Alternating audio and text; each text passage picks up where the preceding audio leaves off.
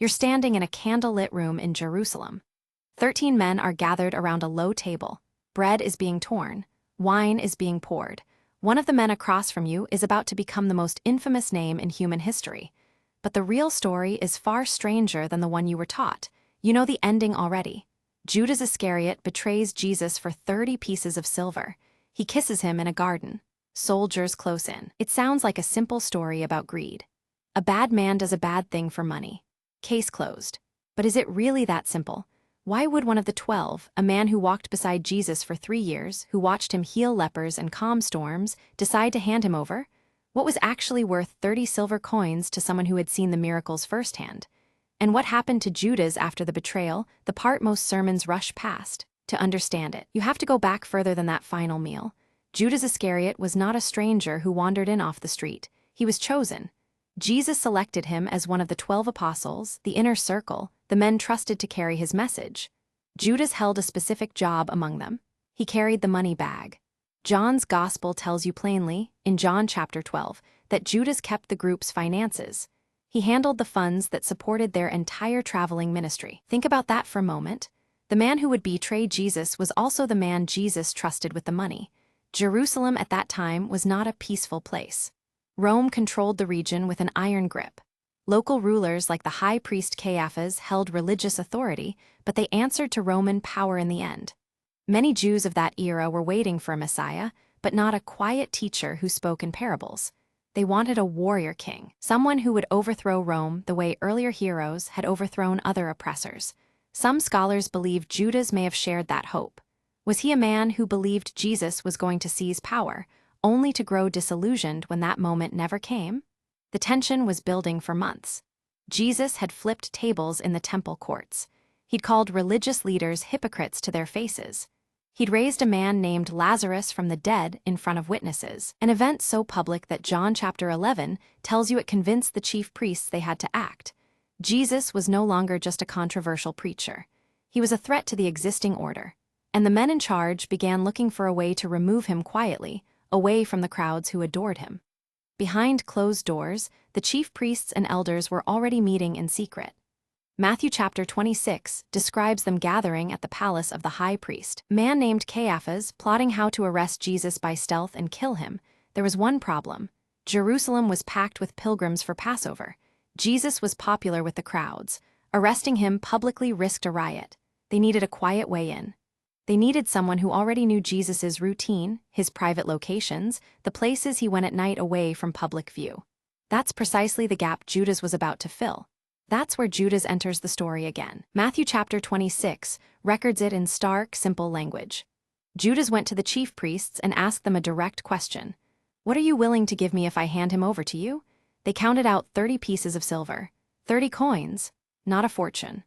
In fact, scholars point out that 30 pieces of silver was the set price in the law of Moses for compensation when a slave was accidentally killed, a detail recorded in Exodus chapter 21. It wasn't a king's ransom. It was, by ancient standards, almost an insult. So why did Judas do it for so little? Was it really about the money at all? Here's where the story reaches back even further, into an old prophecy most people have never heard connected to this moment. The prophet Zechariah, writing centuries earlier, described a shepherd who was paid 30 pieces of silver as his wages, silver that was then thrown into the temple treasury to be given to a potter. Zechariah chapter 11 lays it out almost word for word. Matthew's gospel points directly back to this passage, showing his readers that this betrayal wasn't a random tragedy. It fit into a pattern stretching back hundreds of years. Ancient words, written long before Jesus was born, seem to already know how this night would unfold. There's an even older thread woven into this moment, one written centuries before Judas was born. King David, in Psalm 41, wrote about the pain of being betrayed by someone inside his own circle. "Even my close friend, whom I trusted, he who shared my bread, has turned against me," David wrote. Notice that detail, shared my bread. At the Last Supper, according to John chapter 13, Jesus quotes that exact psalm about himself, just moments before Judas leaves the table. He wasn't caught off guard. He named the betrayal out loud, from Scripture in real time, while it was still unfolding in front of him. Now picture that upper room again. It's the night of the Passover meal, the same meal Jewish families had shared for generations to remember their ancestors' escape from slavery in Egypt. Jesus takes the bread. He takes the cup. And in the middle of this sacred ritual, he says something that stops every conversation cold. One of you is going to betray me. Imagine being at that table. Would you suspect the quiet man handling the money? Each disciple, according to Matthew's account, turns to Jesus and asks the same question. Surely not I, even Judas asks it. Jesus' answer is quiet, almost private. The one who has dipped his hand into the bowl with me. John's gospel adds a detail that makes the moment even heavier. Jesus hands a piece of bread directly to Judas, and Judas takes it. Then he gets up and walks out into the night. From there, everything accelerates. Jesus and the remaining 11 disciples walk to a garden called Gethsemane at the base of the Mount of Olives, a place they had visited many times before. Judas knew exactly where to find them. That detail matters. This wasn't a chance encounter. It was a planned ambush using inside knowledge only a trusted follower could have. Judas arrives with soldiers and temple guards carrying torches and weapons, and he greets Jesus with a kiss. In that culture, a kiss on the cheek was a normal greeting between a disciple and a respected teacher. Judas turned an act of affection into the very signal that identified his target. Soldiers move in. Peter, one of the other disciples, draws a sword and strikes a servant of the high priest. Jesus tells him to put it away. There's no resistance, no fight, just quiet surrender, exactly as the prophecies had described. But here's the twist almost nobody talks about. Judas didn't walk away satisfied. Matthew chapter 27 tells you that when Judas saw Jesus condemned, he was seized with remorse. Not indifference, not triumph, remorse. He took the 30 pieces of silver back to the chief priests and the elders and said, I have sinned by betraying innocent blood. Think about how strange that moment is. The religious leaders who had wanted Jesus removed showed no comfort at all. Their response was cold. What is that to us? That's your problem. So Judas threw the silver coins onto the floor of the temple and walked away. The very leaders who paid him wouldn't even let the blood money go back into the treasury because it was considered tainted. Instead, they used it to buy a field, a plot of land later known as the Field of Blood, used to bury outsiders who died in Jerusalem. Even the money couldn't find rest. And Judas himself. The book of Acts gives an account in chapter 1 describing his death in disturbing detail. He didn't quietly disappear from history. His story ends in tragedy, a death so grim that even the early church remembered it as a warning, not a footnote. In the days that followed, the remaining disciples had to reckon with the empty space Judas left behind. Peter stood up in front of the believers, recorded in Acts chapter 1, and quoted yet another psalm, this one written centuries earlier by David, about an enemy's position being given to someone else. They chose a replacement, a man named Matthias, to restore the number of the 12. Even in their grief and confusion, they were searching Scripture for a way to understand what had just happened to their small, tight-knit community. Betrayal doesn't just wound the person betrayed. It ripples outward to everyone who trusted the same table.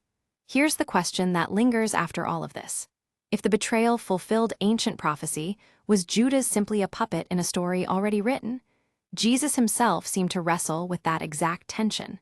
In Matthew chapter 26, he says it would have been better for that man if he had never been born. Those aren't the words of someone excusing Judas because prophecy demanded it. They're the words of someone holding him fully responsible for choice he made freely. The Bible doesn't resolve that tension neatly. It holds prophecy and personal responsibility together, side by side, and asks you to sit with the discomfort. Because that's really what this story is about. Not a cartoon villain twirling a mustache for coins. A real person, close enough to touch the miracles, close enough to hear the teaching firsthand, who still made a devastating choice. Judas wasn't a stranger to faith. He was inside it, and that's what makes his story so unsettling. Betrayal rarely comes from people who never believed in the first place. It comes from people who once did. Think about your own life for a second. Have you ever been disappointed when something didn't unfold the way you expected? Disillusionment can curdle into something darker if it's left unchecked.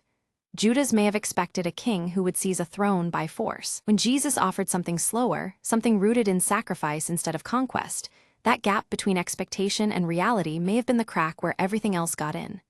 You're standing in that candlelit room again, 13 men around a low table, bread being torn, wine being poured. But now you know what's coming.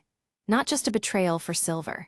A collision between ancient prophecy, personal ambition, and the quiet, devastating cost of disappointed hope. And maybe, somewhere in that room, that's a warning worth carrying with you long after the candles go out.